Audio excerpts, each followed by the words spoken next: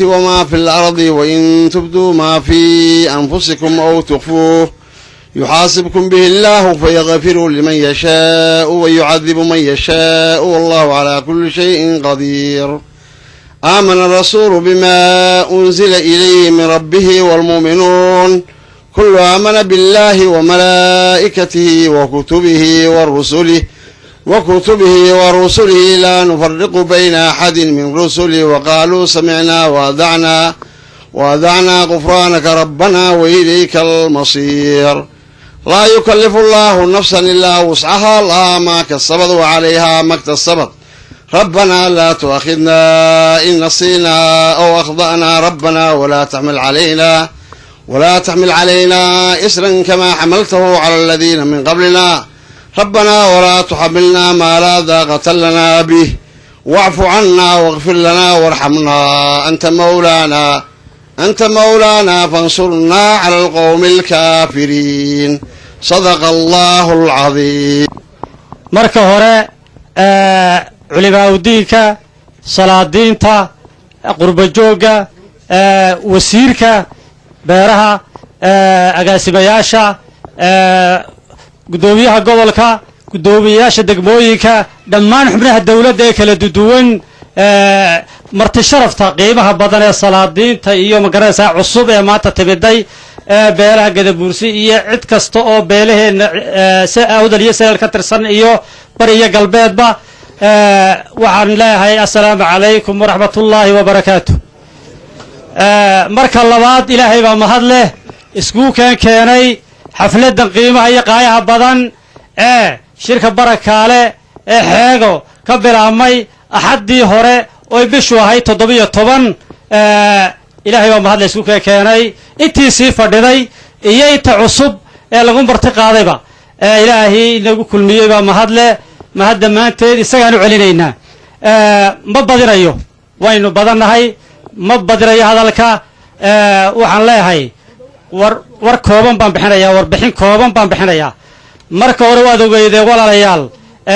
shirka barakaale muddo badan baa la soo waday wuxuu qabsoomay taariikhdan soo sheegay 17 bisha halkan waxa iskugu yimiday ergooyin fara badan waxa ka soo qayb galay ilaa 2000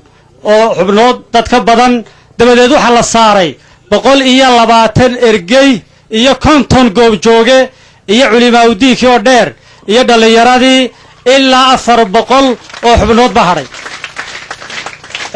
dabadeed waxa gacanta loo geliyay arrinkii isaga ahaa iyo ujeedadii iyo nuxurkii shirka 120 xubnood ee ergada ahaa dabadeed way gorfeeyeen wixii ka soo baxay waxa akhriyi doona xukaynta shirka oo halkan aan ku faahfaahin laakiin waan dul marayaa 120 ka ergey markay gorfeeyeen ujeedada shirka oo ahayd midaynta habar cafaan iyo wax wada qabsi habar cafaan iyo beelaha kale ee jaarka nahayba sidii wax loo wada qabsan lahaa ee iyagana u gudbin lahayn annaguna hadda magaranaysa ugu bidoobi lahayn marka ujeedadu taasay ahayd wax kale oo ku jiray ma jirin shir siyaasadeed ba ahayn lamana soo gelinin nadiif buu ka yahay wax siyaasad la yiraahdo. waxaad ogtihiin walaalayaal waxa jira waddankeena waad ogtihiin xaadufkaad ogtihiin waxaad ogtihiin magaranaysaa geedkii oo baaba'ay xoolihii oo yaraaday dadkii oo maaragtay aan gacanta saarayn dhulka wax kala soo baxaynin waxyaalo badan baa inagu soo kordhay waa waxaan wada qabno waxaan annagu gaar u qabnaa ma jiro waxaan wada qabnaa ka hadlayna waxaan ku talagalayna bilowno dabadeed gamcahaan isqabsanno oo rukulanno oon daraha guud ka midowno haraw marka nuuxu doonaba ahaado u faahfaahsay wala sheegi doono dulmarayaal wax kale oo ku jira ma jirine waxay ahayd wax aan ka midaysanahay waxaan ka hadlaynay wixii aan ka midaysnayn habar cafaar haddaan nahay waa soo qodobaynay waa la idin akhriyi doonaa idinkana waxaan leenahay walaalayaal sidaasoo kale intoo la soo saaro waxaa iyo wax lamida in maaragtay beelaha kalena ay soo saaraan oo gamcaha isqabsanno oon wax walba u bidowno oo diintaan oo marinteeda u bidowno oo horrayn oonu bidowna magaraysa caafimaad Ahmed Ciga Salsal intaasi ka bacdi shirkan barakaale xeego oo furmay 17 bishii 7 2011 maanta way bishii tahay 23 bishii 7 2011 aan xiritaankiisa ugu fadhino xeego barakaale waxa warmurtiyeed kooban naga siin doona xogayaha guud ee shirkan barakaale Abdullahi Ibrahim Habane Abdullahi Dheere kisoo dhawaan tobankii ilaa 23 furitaankiisii sidii uu sheegay jiif caaqilku dad badan baa ka soo qayb galay asaatee intii dadkaas badan ka soo qayb galeen wax isku jiray ergooyin dibadda ka yimiday dhalinyaro haween waxgarad aqoonyahan iyo ergooyin duqay ah oo ka kala socday beelaha meelaha la degan yahay oo dhan furitaankii kadibna sida uu idiin sheegay jiif caaqilku 400 ilaa 500 oo qof baa ku haray halkan oo muddo 7 cisho fadhiyay iyo qoliyo ka soo horeeyayba shirku ujeedada ugu weyn ee shirkan loo qabtay waxay ahayd waqtiyadii hore ma ay jirin dadku wuxuu ahaa dhaqankeenu in aynu iskugu tabin jirnay xogta iyo macluumaadkaba afka uuna iskugu tabin jirnay oo waxaynu iska ahayn dad afka uun iskugu tabiyo wax laakiin maadaama noloshii casri ay noqotay maanta dhul badanna la kala tegay waxa laga maarmaan noqotay in dib u eegis iyo qorid lagu sameeyo xeerkii hore ee lahaayeen beelaha Habar Afaan maadaama ay maanta noloshu noqotay mid casri ah oo waayaheeda kala duwan wadata dhinaca kale shirweynuhu wuxuu ka hadlayay arrimaha ijtimaaciga ah ee la nabadgelyada siyaasadda arrimaha bulshada dhaqanka dhaqaalaha horumarinta deegaamaynta iyo ilaalinta deegaankaba iyadoo bartilmaameedku yahay sidii qayb looga qaadan lahaa arrimahaasi iyo iskaashi lagala samayn lahaa xukuumadaha Somaliland iyo kuwa aynu dariska nahay ee ay beelahani deegaanka ku yihiin gacana looga siin lahaa meelmarinta siyaasadda horumarinta nolosha ijtimaaciga guud ahaanba gaar ahaanna in la tilmaamo baahiyaha kala duwan ee ka jira deegaanadaasi tusaale baahida ugu weyn ee deegaanadani waa dhinacyada waxbarashada caafimaadka nabad guurka oo meel halisa maraya culayska kale ee haysta oo wax soo saarkii oo aanay dadweynuhu geyn karaynin suuqyada sababta ugu weynina waxay tahay dhinaca wadooyinka saas markay tahay shirweynuhu wuxuu ka soo jeedinayaa in iyadoo la iskaashanayo dawladda iyo shacabba loo hawlgalo sidii wax looga qaban lahaa dhibaatooyinkaasi iyadoo mudnaanta la kala siinayo sida waxbarashada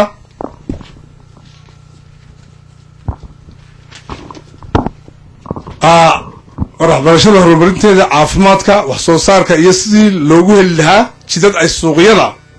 si sahlan ugu soo gaadhaan marti sharaftan leh maamul salaadiin duqay iyo waxgarad kaleba waxaan la socodsiinaynaa una sheegaynaa inaanu shirkani ahayn mid bulshada gobolladani kuwa Somaliland iyo kuwa geeskaba sida Ethiopia iyo Djibouti xukuumadahoodu uu waxtar u yahay xukuumadahaasi gacan siinayo waxtar u yahay maxaa yeelay waxa la xoojinayaa la shaqaynta maamulada kala duwan ma ahayn shirku mid wax lagu yeerayo jiritaanka danaha iskaashiga iyo wadajirka shucuubta goboladaas dhawaan waxaynu aragnay dad baa la sheegay inay wax ku qoreen joornaalada kuwaasi waxaanay fahmin Somaliland nidaamkii dhaqan ee lagu soo dhisay iyo baahida loo qabo iswaafajinta dhaqanka iyo nidaamka dawliga shirkani wuxuu ahaa mid dhaqan oo lagu xoojinayo wadajirka iyo midnimada beelaha Habar Afaan waa midnimada Gadabursi weeyaan midnimada beelaha Habar Afaan waxay dan u tahay xukuumadaha ay ku kala nool yihiin dadweynaha beelahaas ka tirsan iyo beelaha Gadabursi Ciise Isaaq sidoo kalena beelaha reer Somaliland dhamaantoodba midnimada beelaha Habar Afaan dan baa ugu jirta cid walba waxa ugu weyn ee halkani ka soo baxay waa xeer amba ahdi loogu wanqalay xeerkii dib u habeynta iyo dib u eegista bulshada bulshaweynta beelaha Habar Afaan ee xeegana waxa uu shirweynuhu aqoonsaday goobta shir dhaqameedka bulshaweynta beelaha habar afaan ee deegaanada kala duwan miyi magaalo gudo iyo dibadba waxa weeyaan goobtii lagu qabanayay shir dhaqameedka ay beeluhu yeelanayaan mar kastaba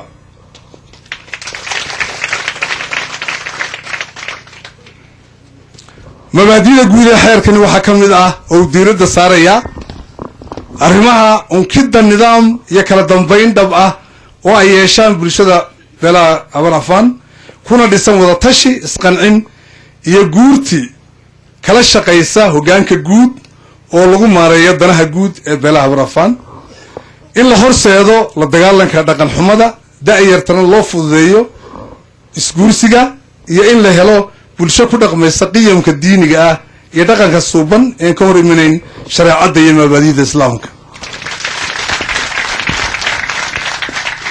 dhinaca kale shirweynuhu wuxuu soo dhoweynayaa in la abuuro iskaashi iyo iskarabsi dhex mara beelaha gadabursi isla markaasina beeshu waxay siinaysaa ahmiyad weyn iyo ka qaybgal buuxaba sidii layskaga kaashan lahaa sidoo kalena waxaa la soo dhoweynayaa nidaam xeer oo gadabursiga dhex mara balse inta aanu kaasi jirin habdhaqankii hore u jiray ee guud oon wadan xeerarkiisa looma arko amba shirka looma arko in wax faa'iidihii ka soo kordhayso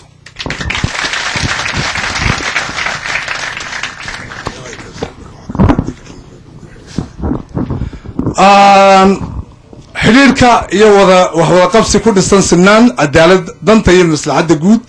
ee dhammaan beelaha reer somalilan beelaha kale ee dalalka aynu dariska nahay bulshaweynta beelaha habar afaan waxay soo dhoweynaysaa wayna xoojinayaan xidhiidhkaas intaas waxaa weheliya oo shirweynuhu ahmiyad siiyey sidii layskaga kaashan lahaa ilaalinta deegaanka iyo ka hortagga nabaad guurka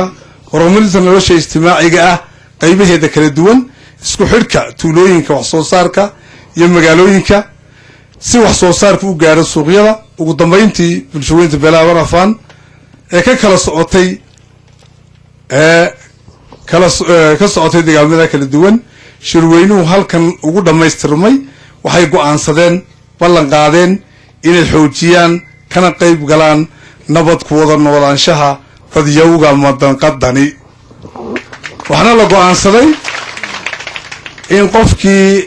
habar afaana ee qof habar afaana si camdiya u dilo in loo dilo taasoo aan doonayno in ay ku faafto dadka intiisa kalena amba beelaha aynu walaalahayaa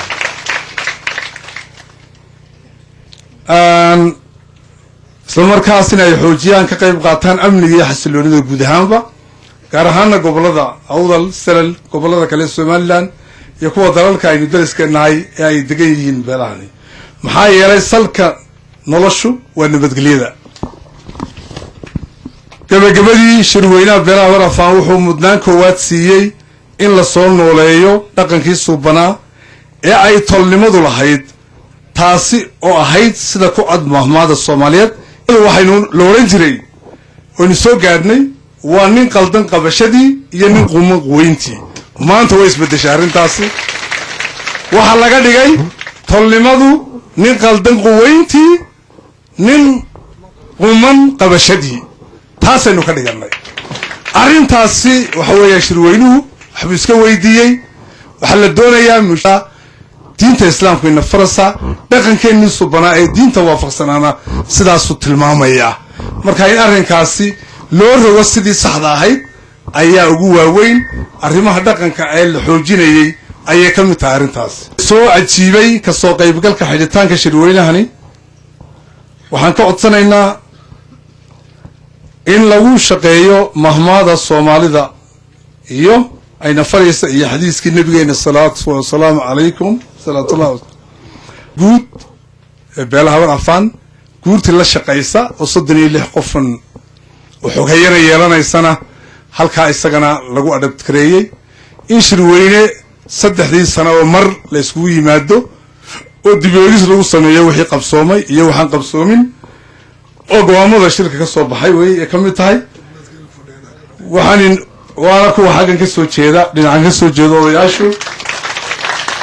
waxaan inoo rajaynaynaa markaynu nahay gadabuursi haddii aynu unugada hoose dhisno inaynu mujtamac isku mida dhisi karno haddii laakiin aad buu mahadsan yahay xoghaynta guud ee shirkan cabdilaahi ibraahim habane sida kooban ee inoogu soo koobay warmitiyeedkii go-aanadii ka soo baxay shirkan barakaale ee xooga intaasi ka bacdi inagoo ku jirna bilowgii barnaamijka oo ayna ka qotonayn dadka hadli doona madashani ayaa waxaan isna ku soo dhaweynayaa guddoomiyaha deegaanka baki barre jaamac yuusuf degmada baki dhammaantiin waxaan ilaahay asalaamu calaykum waraxmatullaahi wabarakaatu salaan kadib shirkan oo aada iyo aada u qiimo badan oo aad maqlaysaan waxyaabaha la dhaqangeliyey iyo waxyaabaha lagu sii socdo dhammaanteed waan soo dhaweynayaa waxaana leeyahay waxyaabaha faa'iidada leh meesha lagu sheegay in layskaga daydo kuwa soo qaadayna haynoo muxuu ahaa uga horkacaan inoo bilaabaan inteena kalena aan kaga dayano wax ku bedel iyo wax ku kordhima lagu sameeyo waxaan leeyahay laga faa'iidaysto gacmo la isqabsado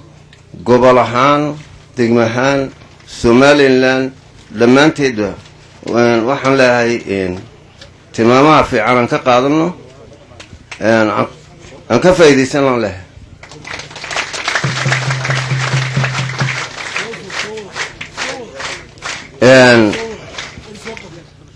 waxaan leeyahay shirkan insha allah wuxuu noqon doonaa kii lagu faa'iidaystay degmahaan iyo gobol ahaan wasiirka wasaaradda beeraha suldaanka guud ee beesha habar cafaan beelaha habar cafaan qurbajooga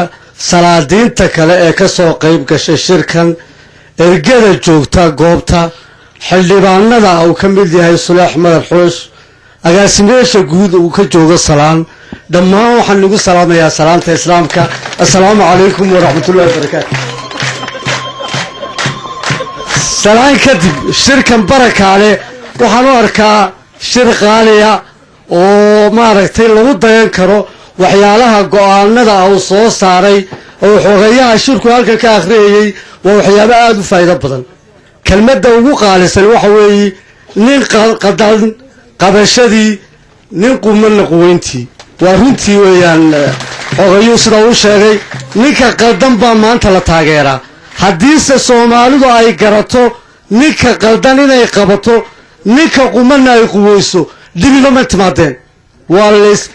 la wada joogi lahaa waana la wada noolaan lahaa waxaan leeyahay shirkan barakaale allaha ka dhigo kii wax tusa ummadda somalilan oo dhan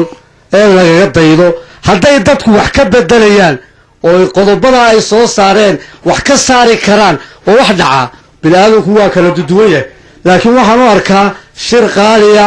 oo laga soo saaray qodobo qaaliya waxaanan ku dardaari lahaa shayga u qaalisan oo nabadgelyada ah noloshu waa nabadgelya wey inta iminka joogta iyo inta maqanba waxaan leeyahay nabadgelyada ha lagu dadaalo dowladda maanta dhisan oo hogaaminayo madaxweyne axmed maxamed maxamuud siiraayo iyo madaxweyne ku-xigeenka cabdiraxmaan cabdilaahi saydici waxay wadaan horumar in la qabto horumarkana waxaa lagu gaadhaa nabadda weeye haddaynu nabadi jirin wax jirayaa ma jiro maanta boorama gobolka awdal magaalo madax u ah waxaa looga dareeraa intaasoo iskuul iyo intaasoo jaamacadood dhulalka qaarkood oo laascaanoodoo somalilan ka mid a ma laha aad baa waxbarashadaan ugu horeynaa waxaan leeyahay waxbarashadaa ha la sii wado dadkuna ha walaaloobo awdal iyo salal dadka wada degan sidii uu ku soo daray cabdilaahi khudbadiisa waa inay sii walaaloobaan waayo soomaalidu waxay ku mahmaadaa oodi ab ka dhow waayo ooda ayaa abka ka dhow waxa weeyaan maanta aqalka kugu xiga ayaa ogaanaya inaad dhimatay inta laguu dooni lahaa walaalkaa iyo aabbaha soomaaliduse sida ay wax iskugu tahay ma garato waxaan leeyahay allaha garasiiyo shirkan barakaalena allaha guuleeyo wax warqad lagu qoray inayna noqonine hal la fuliyaan ku dari lahaa wasalaamu calaykum waraxmatullaahi wabarakaatu sayidina maxamed wacalaa aalihi wasaxbi ajmaciin horta adigu ma yihi caalimka somalilan ugu weyn ma yihi da' waa laga yaabaa boqorka inaan qaybta u horeeya ahay laakiin culammada un baan ka mid ahay waxaana anu isku haystaa inaan ahay khaadim alcilmi wadiin cilmigiiyo diinta inaan u khidmeeyo oo aan u shaqeeyo ama teetarkaygaba sidaas iminka yahay alxamdu lilaahi rabbi alcaalamiin waxaan awalan salaamayaa suldaanka guud ee beelaha habar cafaan ayaa salaadiinta iyo jiif caaqilada garbihiisa ah iyo wasiirka wasaaradda beeraha profesor faarax oo halkan inkastuu u dhashay beelaha habar cafaan laakiin madax sare oo somalilan ka mida shirkana inagula fadhiya madaxdii somalilan sidoo kale gobolka madaxdiisa joogta degmooyinka aan joogno dhammaan beelaha ka soo qayb galay salaanta islaamnimada idin salaamaya assalaamu calaykum waraxmatullaahi tacaala wabarakaatu haddaan ugu noqdo shirka waan bogaadinaynaa anoo ka tirsan dadka lagu marti qaaday inay ka soo qayb galaan waan bogaadinaynaa waanan tahniyadaynaynaa waxaan u aragnaa in maamuus iyagu ayna maamuuseen oyna sharifeen marka ay noo soo qoreen martiqaad ay kaale yidhaahdeen waxaanu u qaadanaynaa qadarin ayna qadariyeen waxaa jirta runtii beelaha habar cafaanano dadka waxaan ka mid ahay ku faana ee abtiga loo yahay baan ka mid ahay abtiyaashii ku faana waan dareemayey marxalado la soo maray oo aniga cabdulaahi dheere ninka la yidhaah baarakallah fii wiil barakaysan horta weeyaane khilaafaad yaryar oo jiray dhibaatada ay beesha u lahayd waanu ogeynoo marxaladana soo maray oon ka tiiraanyoon jirnay waa ay jireen oo khilaaf fawdihi ay jireen oo qiyaadad hagaagsan oo isku hogaamisa oo isku xidha ay ka jilicsanayd laakiin alxamdulilahi rabbialcaalamiin maanta haddii beeshu midnimo ay u soo noqotay oo suldaankaa guud oo qiimo ku leh beesha habar cafaanna qiimo ku leh samaroon kolkay joogtana qiimo ku leh somalilan kolkay joogtana qiimo ku leh haddii qiyaadad keliya aan yeelanna aad tidhaahdeen alxamdulilahi rabbialcaalamiin ilaahay idin garisiiya baan leynaa gulna waad ku gaadhaysaan walaalihiina kale beelaha samaroonna waa sharaf bay u tahay iyo garabgal iyo isku dayasho ayaa ay u tahay waxaa la yidhi dadku haddii uu yahay fawda wax alla wax arrimuhu u hagaagaayey ma jiro wax u hagaagaayey ma jiro laa yasluxu nnaasu fawda laa saraata lahum walaa saraata idaa juhaaluhum saadu waalbeytu laa yabtanii ilaa lahu cumudun walaa cimaada idaa lam tursa awtaadu haddii dadku fawda uu yahay wax alla wax arrimo u hagaagaayey ma jiro kolkuu dadku fawda yahay faa'iidana ma leh haddii dad aan garaad fiicnayn ay hogaamiyaan oo ay waayaan dad garaad toosan oo maskax fiican oo hogaamiya hadday waayaanna iyana qiimo ma yeeshaan aqalna walbeytu laa yabtanii ilaa lahu cumudun aqal ma dhismo hadduuna tiirar lahayn tiirkuna ma joogsado haddaan qodimo loo joojinoo na dhidbin isna joogi maayo uu soo dulaamaa marka meeshan halkan waxaa iiga muuqata tiir adag qiyaadada inaad dhisteen hareeryahana inaad tiirar aad uga samayseen waanu bogaadinaynaa allaha barakeeyo waxaan dib ugu soo noqonayaa halkan goobtan lagu qabtay ee xeegu yaan oon anigu taariikh gaarana wax ka ogahay ama ha ahaato muddadii maayarka boorabaan ka ahaa ama intii ka horraysaba ha ahaato laga soo bilaabo ilaa 74kii ololihii far soomaaliga guddoomiyihii baan ka ahaa jiidan ka guddoomiye ahaa qaabilsanaa ayaan ka mid ahaa ilaa ruqi ilaa qardhiile ilaa cadaad sidaa ilaa weeraar ololihii taageeradii carabta mucaawanaadka loogu gurayeyna guddidii ka mid baan ahaa waan xusuusnahay raggii odhanayey ee beelahan halkan ka tirsanaa ee odhanayay mar hadduu sheekhu yimiday intaana carabtaanu ugu deeqanay wankaana sheekhaan ugu deeqay odhanayay way yaabi jireen ragga maxay ahayd ila soconayay way yaabi jireen waxaan leeyahay boorama waxaad og tihiin sharaf gaaray somalilan maanta kaga leedahay maalintii shirkii awdal lagu qabtay shirkii somalilan lagu dhisayay kolkii lagu qabtay annagoo sheekh joogna maaha waxaan qarqarinaya maaha wax cad bay ahayd cid waliba waa ay diido waxay tiri somalilan shirkeeda halkaa lagu qaban maayo ama waxa diidaysay beesha ayaa diidaysay ama beesha kalea diidaysa waa idinkaga dayan doontaa wasalaamu calaykum waraxmatullahi tacala wabarakaatu wasiirka intiisa odayada salaadiinta uqaasha dhammaanteed dhallinyarada musheekhda waxa ay noo shubaysa ilaahay nimcada inoogu dhiibay ayaan intaba waan salaamayaa salaanta islaamka assalaamu calaykum waraxmatullaahi wabarakaatu salaan kadib waxaan leeyahay walaalahay oo soo haddaadna soo dhaweyseen iyo haddaan idinka hadhnay marka horeba waxaan la maqnay haddaan halkaa joognayna lilaahi waxaan joognaa shirkiina inaan u ducaynayni inaan waafaqsanayn inaan ilaahay baa nagu oge caloosha iyo cindigada aan ka raacsanayn iyaa taasi horta ilaahay ogi haddaan imanay oodna weliba nasiib maxsuubteedood noo yeedheen oodna taxgeliseenna way ka sii daran tahay assalaamu calaykum waraxmatullaahi wabarakaatu horta waa sidaabaad ku salaamay waa tolkayo waxaa la yidhi in yaroo dardaarana libaax yaroo dhala iyaa la yidhi aabbihii kolka waa anigan mijaha ku socday aan wax sii bartee sida wax loo qabta ii sheeg waa sidaa unoo lagu adkeeya buu yidhi intuu ilkaa ka dabciyo saa u qabta wuxuu yidhi waa sidaa unoo lagu adkeeyo tolkayow farsamadaa adkeen iyo xurmadaa aad fashay iyo waxa aad fashay waa sidaa unoo lagu adkeeyo aniguna haddaan abka ahay oo nin ahay waa inaan kula qabtaa oonan xaasid noqon ilaahay xaasid ma gargaare waa inaanan xaasid noqon oon aniguna kugu garab qabtaa oon ku garab qabtaa oon halkaa wixii kaa dhimana kuu beeriyaa kulana raacaa weeye waa lilaahi kelmaddahay ta kale xalmad uu ka yar dhaqaajay cabdilaahi dheere warqaddaa uu sheegay waa la qoray uu lahaa waan maqallay aad baan u maqallay waan ka diriiray markhaati baan leh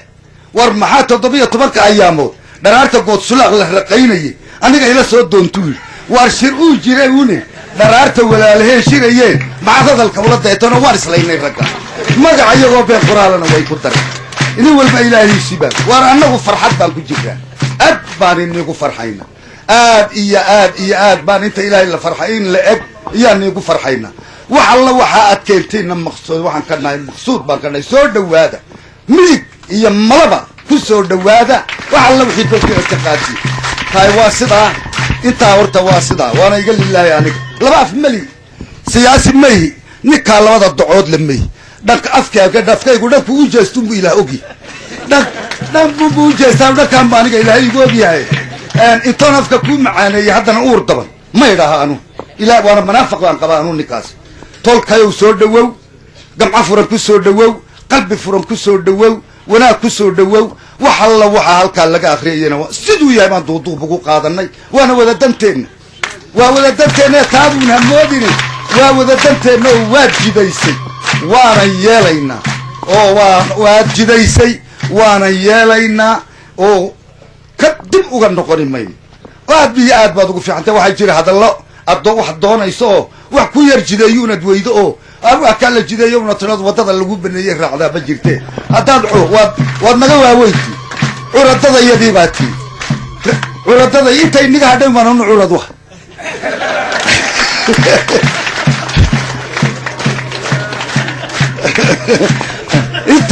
intay niga hadhay ubaan curad u ahay intanise way naga curadsan tahay ma garanaysaa subeer baa malaha ku jira inta aan ilaahay baa haye ee aan iyadana curadka u haye waar curadadii ka waaweynaa oo dhan baad meesha ku dhantii waxaa la yidhi curad iyo cadceed soo baxday midna lama hor joogsadaa curad iyo cadceed soo baxday midnaba lama hor joogsadaa waxaan leeyahay waar curadadii baad tihiin inaan raacno weeye curad indhaha luu leeyahay baa la yidhi kolkay soomaalidu kalmadahay dambiguna haydaana mooyaane allah iga dhaafe waa wixii lagu maahmaahi jireen waxaa leeyahay abkayow soo dhawow niyad macaan ku soo dhawow tawfiiqadii noo samaysay ku soo dhawow danteennii oo dhammaysay ku soo dhawow haddaan kaa maqnayna taa umaan la maqnay oon kaa xagga dambe joognayna taa un baan lahay waxa weeye inta meesha soo dhawaada abkayow sidaa iyo farxad ku soo dhawaada jirhka iyo caddiinta midna ma adsarin waa dhammayseen xeerka danteenna weeye wal meel walba waa taabateen intaasi way nagu jirta waxaa la yidhi laba ninoo walaalahayd buu ninka yari hadal fiicna ka weynina calooshuunbuu ka garanayo carabkiisa yar gaabna kolalla kolku hadlayuunbuu yidhaha baa la yidhi aana tidhayd baan lahay aad u dheh aana tidhayd baan lahay aana tidhayd baan lahay aad u dheh uunbuu yidhaha baa la yidhi war tidhayd umaan lahayne tolkayo aad u dhaha inigaa gartay aad u dhaha waana nigu raacaynaa waxaa la yidhi رجوا الله بقى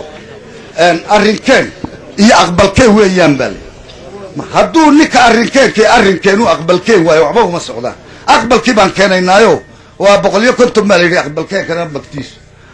أرنكين كان وبقول بالي وارتياي بان هنا دم تراهن ونقول راعي بقول يكون تلا يجن ونقول راعي حاوي يبري لقنا نقم ما يمال لما شيء تبع أنت أنا في وجهك أديتها أنا هرسيد وما نوهاني سدا ayana badgal yaabtay wali meynaan iloomina aqoon-yahanadii waxaan ku soo dhaweynayaa halkan Muuse Sheekh Axmed Cumar soo boodday u noqoto wal u dambeeyay shirka oo laba maalmood ku soo boodday u noqotay waana yar xayoosanahay shirkan barakaale waa shir aad iyo aad u bogaadinayno waa shir ay soo abaabuleen rag aqoonyahan iyo odayba isugu jiro oo aad moodo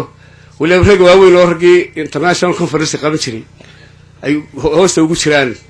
oo aad iyo aad u fiican oo si loo habeeyay aad garato shirku weey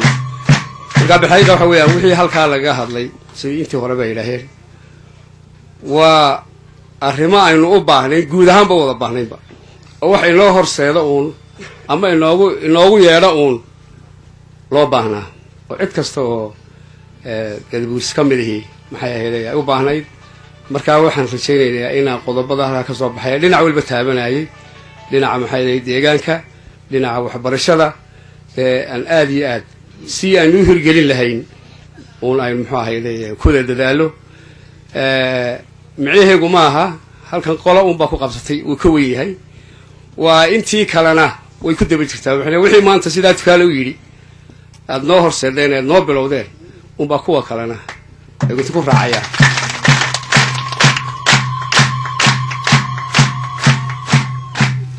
waxaad moodaa in wahab yaroo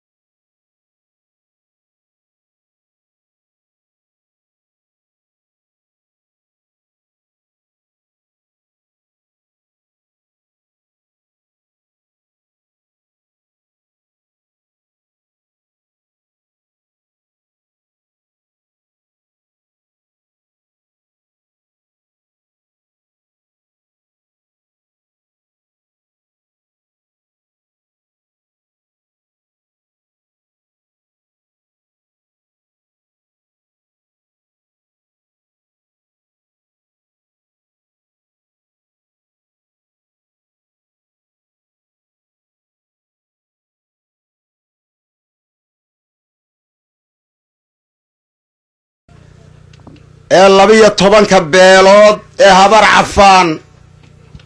beelaha barxafan khayr allah siiye ay sida fiican u soo agaasimeen socdayna 7 cisho halkan dhammaantood aad iyo aad baan u salaamayaa waxaan kaloo salaamayaa wasiirka waxaan salaamayaa suldaanka guud ee beelaha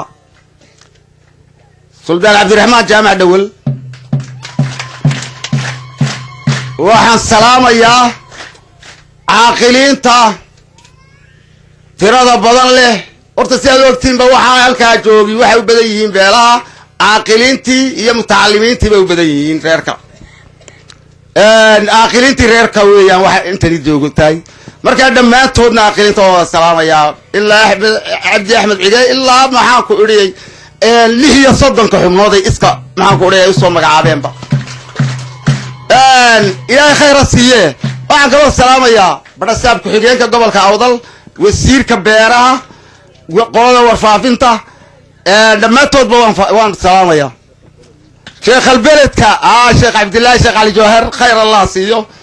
oo hadal waxaan odhan lahaynba soo dhameeyey ilaahay khayra siiye meeshuu jooga khayr baa jooge ayaa horta hadalkii soo gabagabeeyey badankeeda yidhi waxa weeye siduu ka dhawaajay horta wuxuu yidhi maxaa ku leeyahay reer abtigay bay ahaayeen buu yidhi waa runtii anigana reer abtigay bay ahaayeen ilaahay baa nayga dhaliyey sheekh iyo maxaa ku yidhi suldaanun bay dhalaan beelahani waa runtii taasi ilaahay khayra siiyo waxa weeyaan waan inii sheegayaa walaal beeshani waa beelaha ugu waaweyn gobollada awdal iyo selal waxay degaan 4 degmo ee labada gobol ka kooban yihiin iyo inta badan ee kale ee maxaa ku idhiyay degmooyinka badan ee dambe dawladda cusub ay bixisay intaba way degan yihiin dad meel qaadi karaysa maaha dad halkan iskugu iman karaya maaha dad maxaa ku idhiyay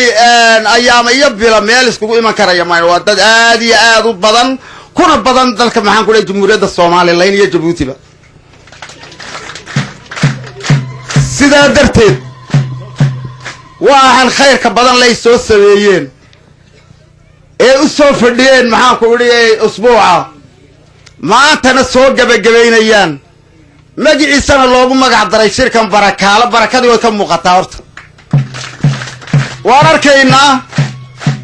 sidaa u nidaamsan yahay sidaa u qorshaysan yahay sida loo dhigay 36 xubnood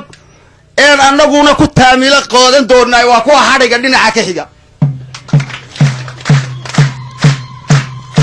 waana qarti reeraha weeyaan waa maxaan ku idhi ta annaguna beelaha kale ee gobolka awdal iyo selal degani haddii ilaahay yidhaaho ee xagga aakhil muumin ka soo jeeda isagoo selal ka soo jeeda iyo anigoo suldaanki intayaduba aan doonayna inaan berri kasoo qayb galno saasoo kala samayno wax fiican baad noo horseedeen waxaad noo horteedeen annaguna waan samaynaynaa haddii ilaahay yidhaaho waan inaga taamilo qaadanaynaa inkastoo dadkan imanka sida la yskugu soo saaro oo maxaan ku idhi tuuladaa yar ee dhaxanta badan leh loo joogi karayo 10 ayaamood iyo in ka sii badan aanan u karaynba sida maanta ilaahay khayran siiye yaa bal waan xawilaynaa annaguna sidaas idinkaga dayano waxaan kaloo idin sheegaynaa walaalayaal ergadan faraha badan leh inta dholalka badan iskaga timiday haddii ilaahay yidhaah waxaad bilowdeen annagu si fiican baan u dhegaysanay waxay tahay duuduub baan ku qaadanay waa run sidaa tukaale ba yidhi duuduub baan ku qaadanay waxaanan ugu qaadanay qorshayaal fiican weeyaan waa taan filayna weeyi duuduub waxaan ugu qaadanayna waa waxaa walaalayaal khayr allah ina siiye haddii maanta xeegu oo maanta magaalo caasimad noqotay kolka horena beeraley tuulo ahayd hayna ku dhan yihiin maanta beelahaasi waxa weeyaan waa meel khayr soo day weeyaan inay dawladdii iyo dadka shicibkuna indha dheer u yeelaadaan baan doonaynaa waddooyinkeeda la taabtaan rabnaa la soo eegaan doonaynaa oo xaggeeda la soo dayo hadday tahay barasaab ku-xigeenkii wuu joogaa gobolka awdal maanta maayirkii baki wuu joogaa kii booramana dhalaartii horu furay sidaa darteed afarteeda wadda ee jahooyinka ee wada xidhan in la banneeyo weeyi inay noqoto weeyi xeegu meel barakale oo sidaa barakaale loogu bixiyey barakale barwaaqa noqoto beeraheeda la banneeyo la anfacsado dadku ku soo dhihirto waa naqaanaa beerahan waxaa ku jira macdamtii biyihii waana meesha ugu dhow baddii iyo xeebtii ilaa jabuuti iyo berrigii isku xidha weeyaan meel istiraatiijiyada weeyaan ilaahay khayrayna siiyey kuwiina halkaas sahamiyey ee degaankooguna ahay kalka horeba u badnaayow aad baan iniigu ducaynaynaa shirkan barakaalena aad baan ugu ducaynaynaa ilaahay ha barakeeyo baraka ilaahay ha saaro inti ka soo qayb gashana ilaahay ha barakeeyo dhammaanteen ilaahayna wada barakeeyo salla calaa rasuul maxamed faataxa waxaan u yeeri doonaa caaqil muumin axmed ibraahim waxaan salaamayaa halkan ummadda isugu timid dhammaan ee islaamka halkan soo wada timid say u dhan tahay waa wada salaamaya waxaa kaloo salaamayaa wasiirka maxaan ku dhahaa beeraha iyo xildhibaanada caaqiliinta suldaanka guud habraafaan maxaan ku dhahaa guddoomiyaha gobolka awdal dhammaan intay meesha halka rag iyo dumarba waa salaamaya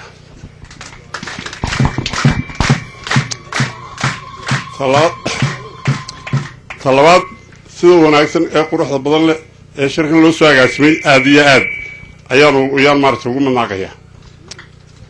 talabaad waxaa jira oo ka yar hadlaya horta waxaan wax ummadda u dana waxaan laga hadlayay wax ummadda u dana oo ay ka mid yihiin waxbarashada beeraha wax soo saarka iyo wax alla wixii maaragtay ummadda waxu qaban lahaa baa laga hadlayay waata ugu fiican ta kale waxaan in yar ku dari lahaa war xagga dumarka waxa weeye dumarku horta waa beer reermaha dumarku reermaha waa beer weeye beerada ninkii beerto uma masna ka dhigta ama gef maxaan ku dhaha gef ka dhigay waxa weeye dumarku waxa wax walaaleeya ee wax isku keri weeyaan haddii maaragtay islaani ay dhasho 4 hablood oo 4 qabiil guursato carruurtoodii walaalay noqonayaan marka haddii dumarkii meesha laga saaro oo la idhaha dee kii dhalowna guursado dee meesha maxaa imanaya walaal ma jiro waa la kala fogaanayaa war waxa weeye dumarku waxa weeyaan waa kuwii maxaan ku dhaha berigeer waxaad maqli jiray gabadhii ina hebel baa ku jirta reerka waa reerkaasaa loo wadi jiray maxaan ku dhahda waa loo xeedhan jiray waa loo gogli jiray imika wixii waxaad moodaa inay meesha ka yarbaxdo nin walaba ta agtiisuun ta ku yar tuujinayo warba horta shirka anigu waxaa odhan lahaa qodobka ayuu ka maqan yahay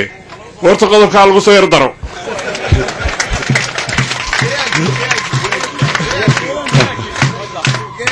gaashkaadi waa gaashki ta kale waxaa odhan lahaa marka laga hadlayo waxbarashada iyo maxaan ku dhaha wax soo saarka marka laga hadlayo dee inta meesha degan oo dhan wada qusaysaa waxbarashadii wax soo saarkii labadiiba in iyagana maaragtay laysooda ogeysiiyo waa meesha ku jirta marka anigoo soo badinayn maaragtay waqti yaroo gaabanu yahay horta inta yaran maaragtay aan maaragtay qodobkaan ujeedo qodobkaa dumarka ayuu kaas aada igu rifay waayo waxa weeye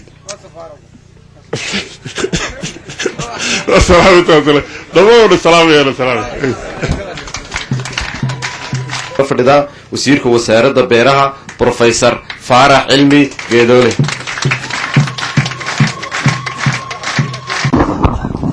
والصلاة والسلام على أشرف الأنبياء والمرسلين سيدنا محمد وعلى آله وأصحابه الأجمعين سلطانك جودة بيش أبو عفان صلاة تكل بيلها أبو عفان صلاة تا بيلها بيش يو صلاة تا بيلها كلا سومالي لان شيخ البلد كا dhammaan hay-adaha dowladda madaxda ka socota dhallinyarada cuqaasha haweenka iyo dhammaan bulshada ka soo qayb gashay shirkan beelaha habar cafaan waxaan leeyahay asalaamu calaykum waraxmatullah.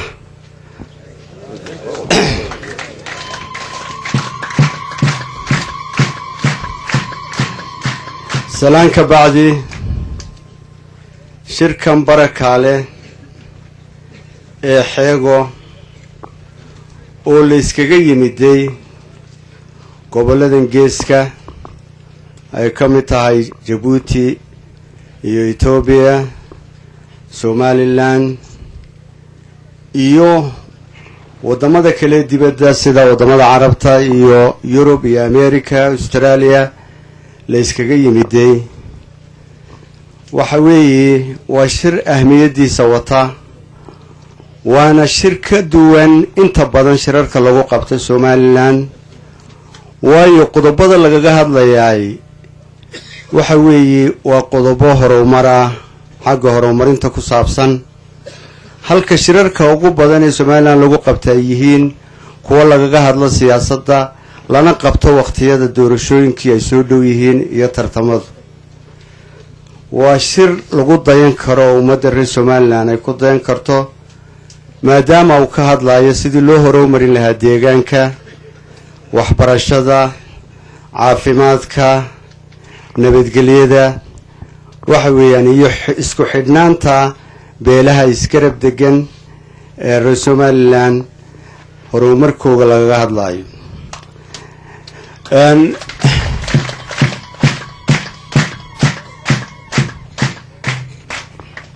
goobtan xeego siday dadkii hortay hadlay u tilmaameen oo runtii goob beereed aad iyo aada ugu wanaagsan xagga wax soo saarka. waxaa ka muuqatay dhibaatooyin xagga deegaanka oo xaalufka ah. waxaa jirta inay tahay meel dhinacyadoo dhan ka xidhan una baahan in loo furo caasimadda gobolka. waxa weeye degmada Baki waxaa jira laba meelood oo jidku uu aada uga xidhan yahay, dhibaatooyin badanna ka taagan yihiin. dadka wax soo saarka ee gobolka ee degmadan ka sameeyana ay dhibaato ka haysato. waa xeego iyo xeego iyo Boorama wadada isku xidha iyo Ruqi iyo Dila wadada isku xidha. labada meeloodba wax soo saarka laga soo saaraa waxa ku dhaca waxa inta badan moogtahay kharashkii qofku wixii uu ka heli lahaa faa'iido waxa qaata dhibaatada transportka, waayo waa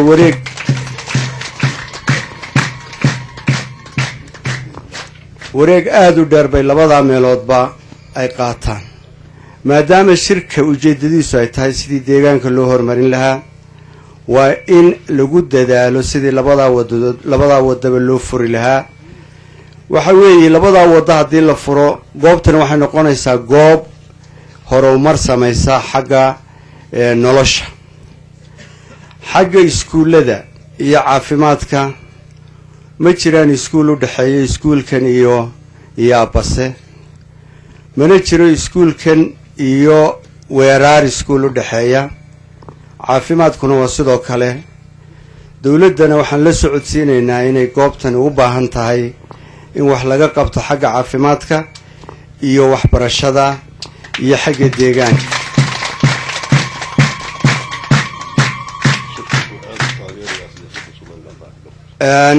waxa kale oon hay-adaha dawliga iyo kuwa wadaniga ahba aan u tilmaamaynaa in ay degmadani u baahan tahay in wax laga qabto xagga jidadka oo la furo jidadka xidhan ee dadku had iyo jeer ay ka cabanayaan in wax lagala qabto.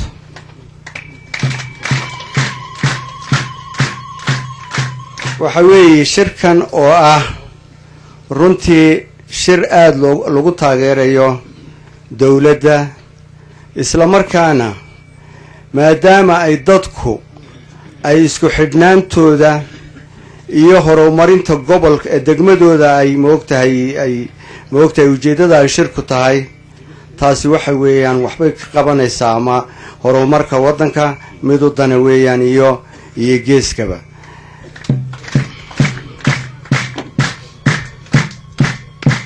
aad baan u soo dhawaynaynaa qurbo joogga u dhalatay gobolka waxaananu ka codsanaynaa in ay wax ka soo taraan dadka degan degmadan sida ay horumarkooga ugala qaban lahaayeen inay soo taraan oy waxa weeye dadka diaspora ee u dhashay degmadani aad bay u fara badan yihiin waa inay wax kala soo qabtaan xagga iskuullada iyo caafimaadka iyo horumarinta deegaanka.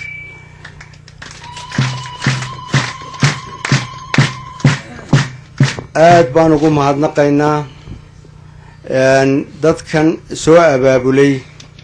iyo xeerka fiican ee loo sameeyey iyo go-aamada fiican ee laga gaadhay shirkan uu ka muuqdaana runtii shirka go-aamada laga gaadhay iyo habka fiican ee loo abaabulay deganaanta uu ku socdo shirku iyo is-ixtiraamka iyo sida fiican uu shirku u socda ayay ka muuqataa. aad baynu u mahadsan yihiin dadkii u dhabar adeegay wax ka qabadka shirkan oo runtii muddo dheer la sugayay siday sheegeen salaadiinta beeluhu ay noo sheegeen. aad baan ugu mahadnaqaynaa waxaana leeyahay soo dhowaada. aad baanad u mahadsantihiin si ay uga soo qayb galaan shirkan. aad iyo aad baanad u mahadsantihiin waxaan leeyahay asalaamu calaykum waraxmatullahi wabarakaatu.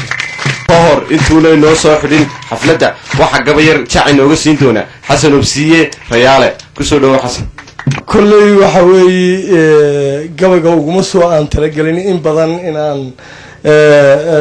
soo dhuuxo saaka ilaa xalayba warqadan yar ku yar aan noobay raallibaad iga ahaanaysaan haddaan wax yar qaldo. ummadii haysanaan guryo wanaag badan waan idin sugayna idinkuna ma socotiin.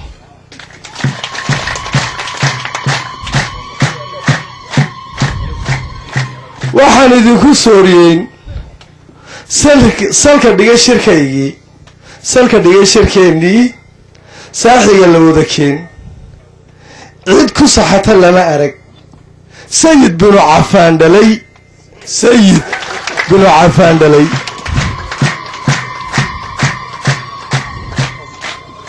sacda kalena waxay tidhi sooyaalka guud iyo somalilandnimo somalilan ahaa. sacda kalena waxay tidhi sooyaalka guud iyo soomaalinimadii kala sooca kuma jirin gebigoodaba kala sooca kuma jirin. dhawal waa suldaanka dhawal waa suldaanka hala saaciduu yidhi.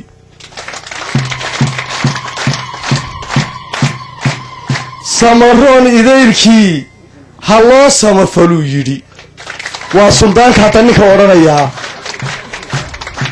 samaroon dhammaantii ha loo samafaluu yidhi. sahankii la soo xulay xeeguu dhigay sallaankii cabdilaahi samawade sawd iyo cod nagu deeq. samawade sawd iyo cod nagu deeq wuu sadaqay imaamkii.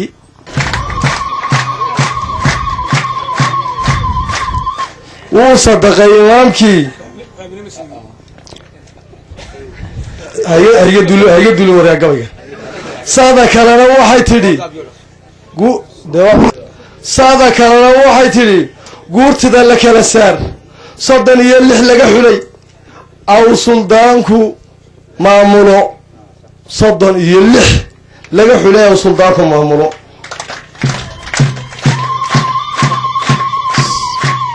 sifihii shuruudana saawiyadda loo qabay qodobada sidoodaba la saxeex dhammaantood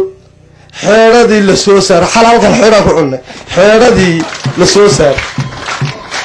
xeedhadii la soo saar loo siman gunteeda waxaa laga cunayo loo siman gunteeda loo saar cuqaashii waa ragga halkaa ka soo jeeda loo saar cuqaashii ka dhandhami suldaankii ka dhandhami suldaankii qurba joog wuu saxay nin kastiba sadkii qaad nin kastiba sadkii qaad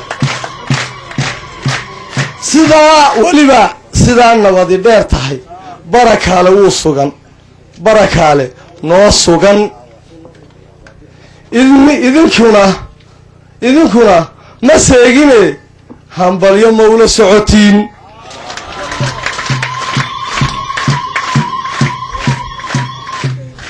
shaxda iyo shantaradkuba mar bay kala shisheeyaane shaydaan abeesada siduu xaawo ugu shiishay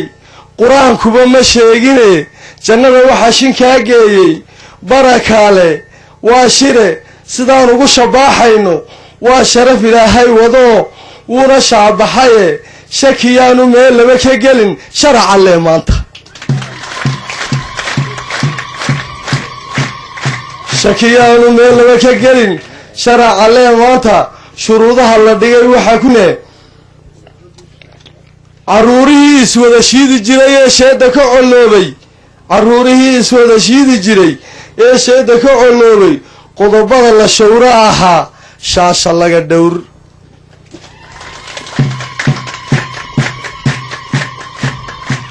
hablihii shafkiiya qaawin jiray shirxyadaa ruugga shirka waxaa ka soo baxay inay sharafta dhowraan wasalaamu calaykum waraxmatullaahi wabarakaatu dhammaan shirka waxaan marti sharafta qiimaha iyo qaayaha badan iyo dadka kale ka soo qayb galayba u sheegaynaa inay qadadoodu diyaar u tahay oo ayna bixi karin ilaa ay qadeeyaan bismillaahi raxmaan raxiim maanta inoo suurtogeliyey inagoo joogna xeedho oo diidiyey sheekh cabdillaahi sheekh cali jawhar igana codsaday magacaa in loo bixiyo xeedho taas oo tusaalena wahayd xalay halkan wixii ka dhacay aan ku warrami doono inoo suurtogeliyey maanta inagoo joogna xeedho ilaahayna asaa mahadle waxaan marka hore mahadna u jeedinayaa walaalaheenna beelaha lilan intii aan ka codsannay codsigii aan codsannay aqbalay maanta halkan shirka xeedho barakaale inala jooga aad iyo aad iyo aad baan ugu mahadnaqayaa beelaha kala duwan waxaan horraysiinayaa beesha ciise ama beelaha ciise ee maanta martiqaadka aan u fidinay noogu yimid baan u horraysiinayaa maadaama ay ka meel fog yihiin beelaha kale ee samaroon waxaa kaloona aad ugu mahadnaqayaa marti sharafta kale ee beelaha samaroon ka timiday ee sheekhalbeled ku jiro salaadiintu ay ku jiraanna aad iyo aad iyo aad baan ugu mahad celinayaa waxaa kaloona aad ugu mahad celinayaa intii kale ee maanta inagala soo qayb gashay ee tiriya cadad lahayn ee markii hore halkan inoo soo raacday maantana soo noqotay ee wasiirka iyo aqoon-yahanka iyo ganacsatada iyo dhallinyarada iyo dhammaan qurba joogga kale ee halkan maanta inooga yimidna aad baan ugu mahad celinaya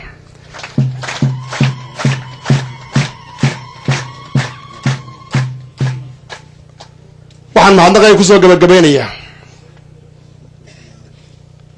ragga guurtida ah ee boqol iyo labaatanka ahaa qaybaha kale kala duwan ee qurba joogga iyo goobjoogayaasha iyo dhallinyarada haweenka culimaa udiinka oo tiro badan runtii halkan ku joogay intii kale halkan maanta joogtay ee arrintaa maanta gabagabadeedii loo joogo u dhaga adeygtay ee ka gun gaadhayna aad iyo aad baan igu mahadnaqaya waxaan mahad gaara u jeedinayaa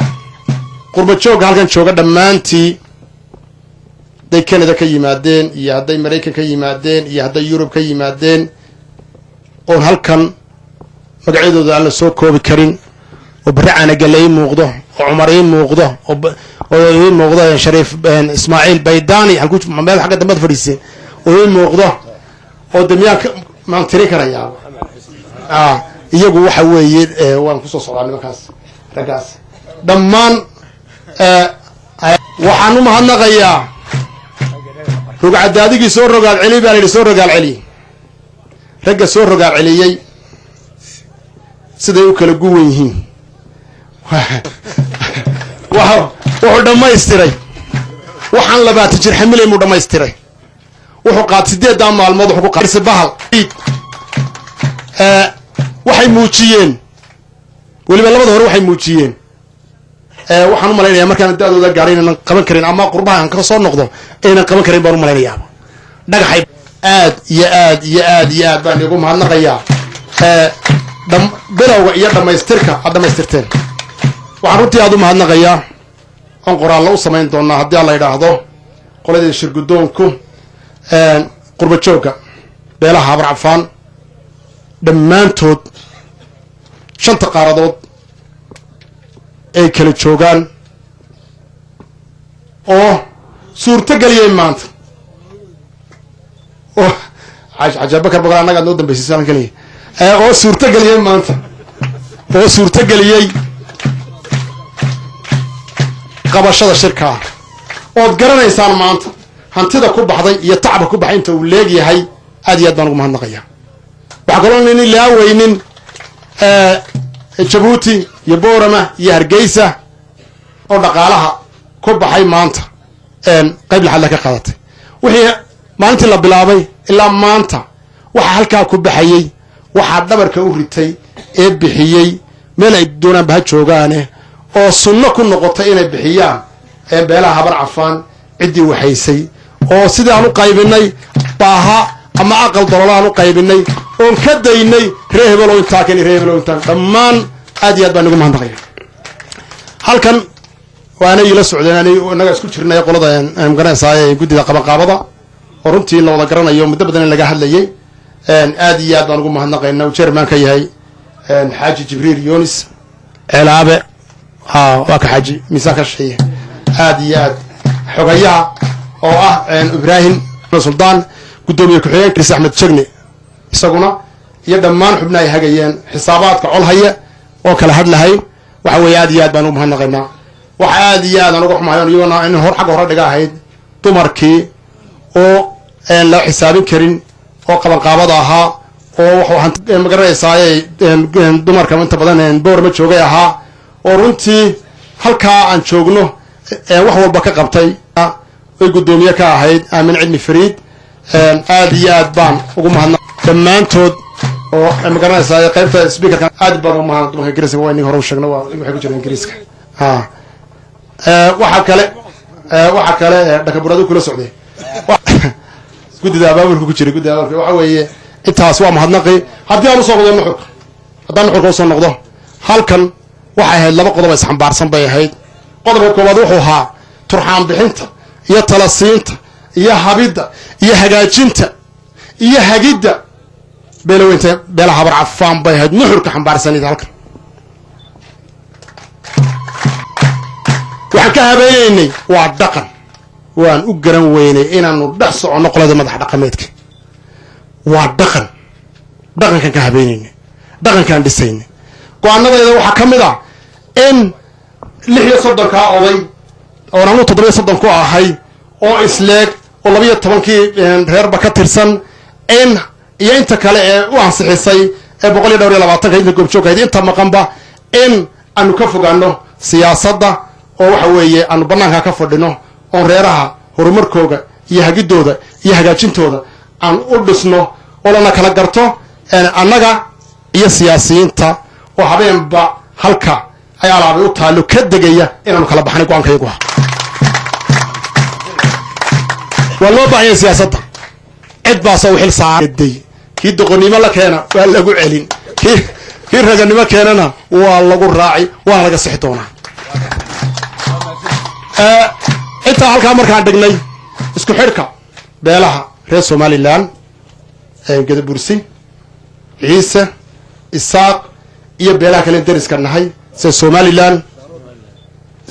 Somaliland iyo Ethiopia Djibouti waxaan go'aansanay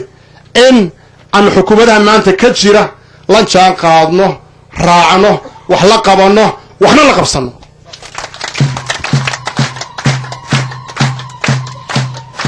qofan qof waxba u dhimin waxaan goynoo gunaanadnay dilkan cusub ee runtii iska fududaaday ummaddii ay daliishatay ee ninku kolkuu ninka inuu dilo u doonayo uu leeyahay gambagambaa laguu bixin gambagambo ayaa laguu bixin waan ka saarnay waxaan go'aaminay 122 iyagaas 122 iyagaas iyo inta kale halkaa joogtay waxaan go'aaminay ninka habar cafaane nin habar cafaana dila ee camdi u dila inaan sheekh iyo shariif iyo odaynu ka hortagin la dilo baan go'aaminay inay iyaguna ay nagu raacaan qaabka aan u dhignay ee diinta aan ku salaynay nagu raacaan baan aad iyo aad u jecelnahay waxaana xaajooyinkii hore ee dalagu wada xaajoon jiray bay iyaga aan kula xaajoonaynaa annagoo jecel in ay sharciga ilaahay iyaguna ay ku soo biiraan waxa weeye waxaan hadalkay ku soo gabagabaynayaa aad iyo aad iyo aad baad u mahadsantihiin intaan inta xukuumadda ka timid way miisantahay inta magaranaysaa ergooyinka nooga yimid ee na soo aan marti qaaday na soo ajibinay aad iyo aad iyo aad baan ugu mahadnaqaynaa rag iyo dumarba waan u mahadnaqaynaa saqiir iyo kabiirba waan u mahadnaqaynaa waxaan leenahay sida fiican eed noo ajiibteen eed noogu timaadeen baan inagu mahadnaqaynaa waxaan sheegaynaa inaad sidaad noogu dhagalnugnaato anaguna inagu dhagalnugnaano ayaan aad iyo aad iyo aad inagu mahadnaqaynaa ergooyin badan oo etoobiya iyaguna halkan joogay cabdi xasan xaasiya baa ka mida waxa weeye aad iyo aad iyo aad baad u mahadsan tihiin waa sidii hadalkayga kolley intaa ayaan kusoo gabagabaynayaa